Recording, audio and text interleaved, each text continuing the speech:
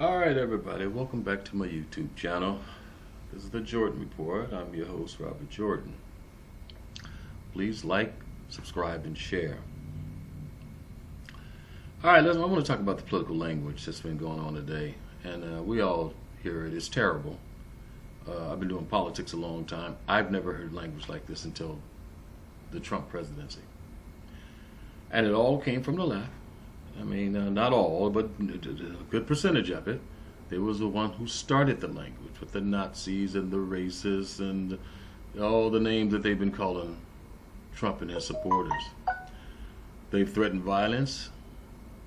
Maxine Waters, Madonna, they've all been talking like this for years. Kathy Griffin holding up the decapitated head, so forth. But anyway, here's the new poll from Pew that was published July 19. And it says 91% of Democrats see violence next in the war of words. And you could understand that with these type of words. You start using these type of language, the next thing is violence.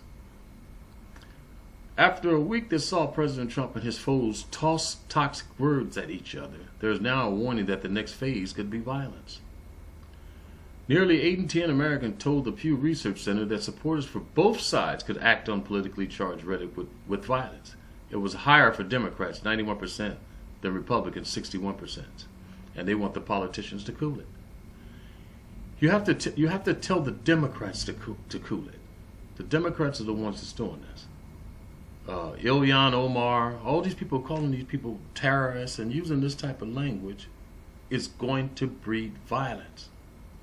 That's what that type of language is for, and the Democrats know this. They're inciting their people.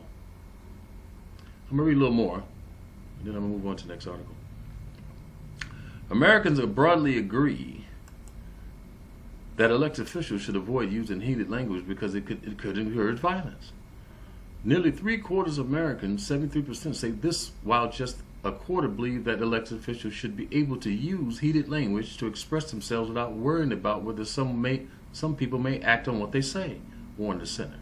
Well, that's a stupid thing to say. Some people are weak. Some people take these things seriously. Some people will believe if you tell them a MAGA hat is the equivalent of a Ku Klux Klan hat, then they may take some action and beat up somebody just wearing a MAGA hat. So you have to take that into account, and you would think these Democrats would know that. While majorities of both parties say officials should avoid heated language, this view is more widely held among Democrats than Republicans. Trump is cited by a majority for stirring up the situation, but like anything Washington today, there is a partisan division. Trump didn't do any of this. Trump just won an election. That's all Trump did. Now I'll move on to the next one, and to show you where the stuff is coming from. This is Mother Jones. This is about as left as you can get, a leftist publication. And this was on July 18th. This was the day before the poll. Mother Jones. Reactionary American whites must be crushed to win race war. This is a publication.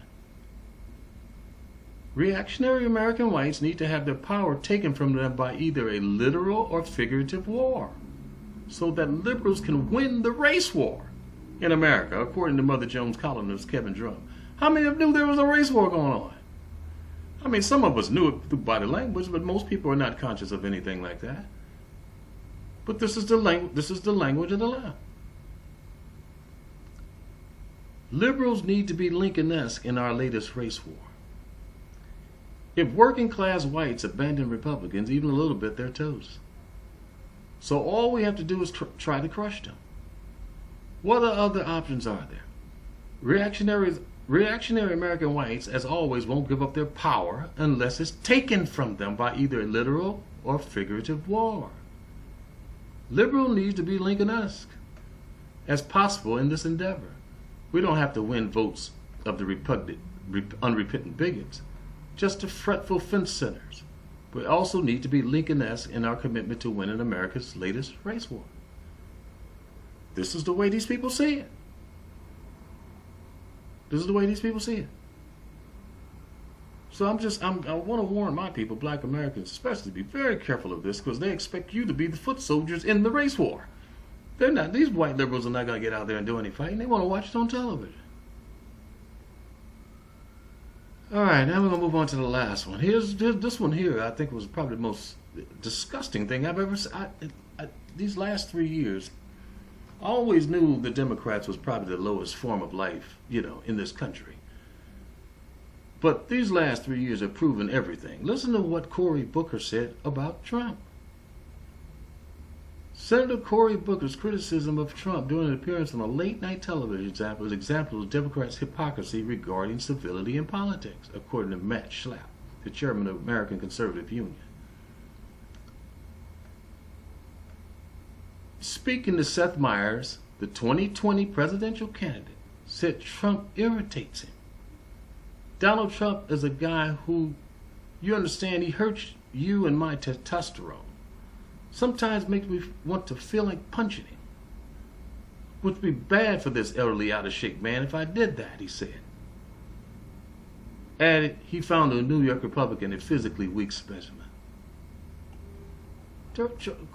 Cory Booker said that about Trump. He said that about his president. Let me see if I can get this thing to play. Because it's just unbelievable.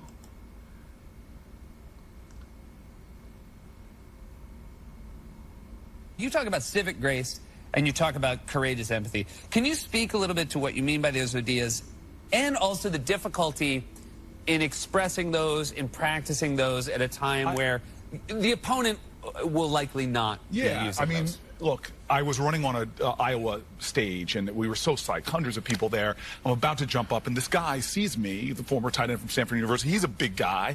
He puts his arm around me, and he goes, "Dude, I want you to punch Donald Trump in the face." And I stop in my tracks, and I go, "Dude, that's a felony, man." and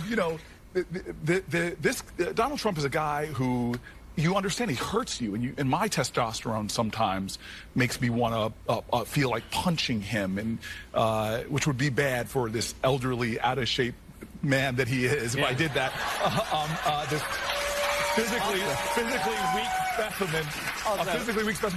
But you see what I'm talking there? Even that's his tactics, and you don't beat a bully like him, fighting him on his tactics, on his terms, using his turf. He's the body shamer. He's the guy that tries to drag people in the gutter. And this is a moral moment in America. And you believe that? And he goes back and try and claim the moral high ground after saying something like that. This is the lie. They're very good with the language. We should be very careful of these people. Okay? I don't think they have the manpower to win a race war anyway. But they may get somebody else like us to try something like that. So let's be careful of the left. These people are exceedingly dangerous.